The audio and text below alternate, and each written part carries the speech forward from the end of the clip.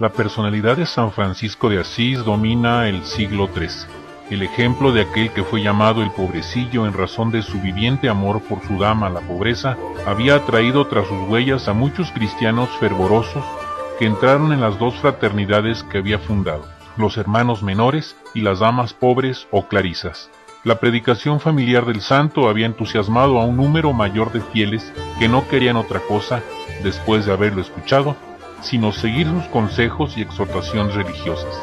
En efecto, escribe su primer biógrafo Tomás de Celano, muchas personas de la nobleza y del pueblo, clérigos y laicos, acudieron a San Francisco movidos por la gracia de lo alto, para pedirle una regla de conducta. Hacia 1212, después de haber establecido la orden de las clarisas y de haber recibido del cielo la confirmación de su vocación apostólica, Francisco salió de Santa María de la Porciúncula para anunciar la palabra de Dios a los habitantes de la Umbría. Llegó a la aldea de Canara, a 2 leguas de distancia de su ciudad natal. Allí, el santo predicó con tan feliz éxito que todos los habitantes decidieron seguirle, abandonando todo, aún su modesta población. El pobrecillo, ante tal exceso de celo, no pudo detenerlos, sino haciéndoles una promesa: no obréis así, yo arreglaré lo necesario para vuestra salvación. Y les rogó que continuaran en sus trabajos y obligaciones mientras él proseguía sus predicaciones. Pero desde aquel día se puso a pensar con mayor insistencia sobre los medios de conciliar estos dos preceptos, tan imperiosos el uno como el otro: el deber que retiene al cristiano laico en el mundo y el llamamiento del Maestro que le invita a abandonarlo para ir en pos de él cargando con su cruz. Pasó a Bebaña, Albiano y a otras aldeas de la Umbría, que lo recibieron con alegría y escucharon sus vibrantes llamados a la penitencia. Francisco recorrió enseguida los floridos valles de la Toscana, dominados por las numerosas ciudades de los señores feudales. En las villas y aldehuelas, al escuchar su palabra toda inflamada y apostólica, la generosidad de sus oyentes no fue menor, sino antes se hizo más apremiante para procurar la solución a sus piadosos deseos. En Florencia, el poverello dio forma a lo que había entrevisto en sus oraciones y meditaciones. Congregó en efecto en una fraternidad a todos los hombres de buena voluntad. Estos, como hubiesen reunido algunas limosnas, se echaron a cuestas la empresa de levantar un hospital cerca de las murallas, para remedio y alivio de enfermos y ancianos. Las mujeres, por su parte, fundaron su propia congregación con las mismas finalidades de beneficencia cristiana. Algún tiempo después, el santo se hallaba en la ciudad imperial de Poggibonsi, sobre el camino de Florencia a Siena. En esta ciudad vivía un hombre llamado Lucchesio, quien poco antes de la visita de Francisco se había convertido a una vida mejor. Renunció al lujo y a las prácticas comerciales fraudulentas para vender la mayor parte de sus bienes y distribuir generosamente su producto a los pobres. Él también se presentó al predicador en demanda de una regla de vida.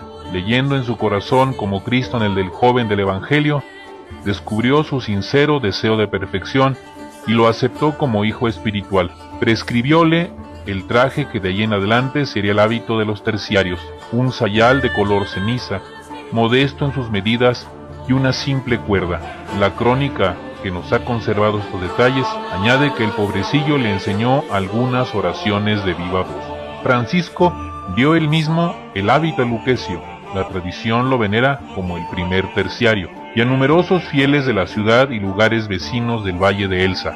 La historia recuerda algunos nombres: Bonadona, esposa de Lucchesio, convertida a instancias de su marido; Bruno de Col y su mujer; su pariente Pedro de Col. Así se completó este primer grupo de penitentes franciscanos el año de gracia de 1221. Pero debía hacerse sentir la necesidad de poseer una regla escrita para la buena marcha de estas fraternidades nacientes. El santo mismo cayó en la cuenta de que sus consejos y exhortaciones eran provisorias, poco apropiadas para el gobierno de una obra llamada a sobrevivirle. Al separarse de estos cristianos que había traído, y posteriormente comprometido a profesar la vida de la perfección, compuso una carta a todos los fieles, en donde trazaba algunas prácticas de la vida religiosa según el Santo Evangelio. Débese ver en este escrito el preámbulo y principio de la regla de la tercera orden, actualmente orden franciscana seglar. Sea de ello lo que fuere, es verdad que esa epístola resulta aún insuficiente para quienes aspiraban a una existencia cristiana más ferviente y de mayor unión con Cristo Jesús en la fraternidad común de sus oraciones y de sus actividades. La actual regla de la Orden Franciscana Seglar, aprobada el 24 de junio de 1978 por su Santidad Pablo VI, consta de 26 artículos distribuidos en 3 capítulos. El primero, con 3 artículos, se refiere propiamente a la Orden Franciscana Seglar, el segundo a la forma de vida, con 16 artículos, y el tercero a la vida en fraternidad, con 7 artículos. Las constituciones de la Orden, que son el documento que se destina a cómo aplicar la regla, fueron aprobadas el 8 de diciembre del año 2000 y constan de 103 artículos, distribuidos en 8 títulos que respectivamente hablan de las orientaciones generales, el ingreso en la orden y formación, la fraternidad en sus diversos niveles, elección a los oficios y cese, la asistencia espiritual y pastoral de la Orden Franciscana Seglar, la visita fraterna y la visita pastoral, la juventud franciscana y en comunión con la familia franciscana y la Iglesia. De esta manera, la Orden Franciscana Seglar se divide en fraternidades de diversos niveles o grados: local, regional, nacional e internacional. Cada una de estas fraternidades tiene su propia personalidad moral en la Iglesia.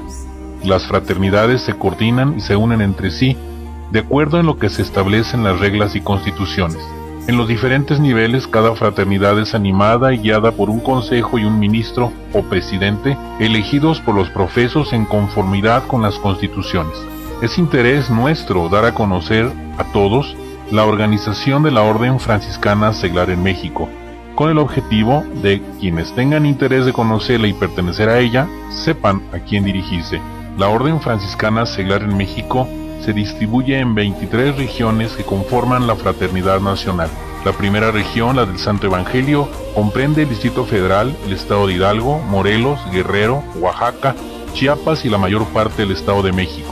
La región de los Santos Francisco y Santiago, los estados de Colima y Jalisco. La Fraternidad Regional San Pedro y San Pablo, el Estado de Guanajuato. La región de Nuestra Señora de los Ángeles comprende Baja California Norte, Baja California Sur y una fraternidad en San Luis Río Colorado, Sonora. La Fraternidad Regional de San Francisco y Santa Clara, 7 municipios del Estado de México: Tlanepantla, Naucalpan, Atizapán, Huixquilucan, Cuautitlán, Cuautitlán Izcalli, San Pedro Tepozotlán y Tultitlán. La Fraternidad Regional San Felipe de Jesús comprende el Estado de Chihuahua, Santa Isabel de Hungría, los estados de Nuevo León, 4 fraternidades en Coahuila y una fraternidad en Zacatecas. La Fraternidad Santa María de Guadalupe y San Juan Diego, los estados de Campeche, Quintana Roo, Yucatán y Tabasco. La Fraternidad Regional San Luis Rey de Francia, Aguascalientes, San Luis Potosí, 3 fraternidades en Jalisco y una en Zacatecas. La Fraternidad Fray Antonio Marigil de Jesús comprende el estado de Zacatecas y una fraternidad en Jalisco. La Fraternidad San Pascual Bailón, zona donde confluyen los estados de Durango, Coahuila y 2 fraternidades en Zacatecas. La región San Rafael Guízar y Valencia comprende el estado de Veracruz. La región Santa Clara de Asís, el estado de Sonora. La región Nuestra Señora de Zapopan y Santos Mártires Mexicanos, parte del estado de Jalisco y una fraternidad en Zacatecas.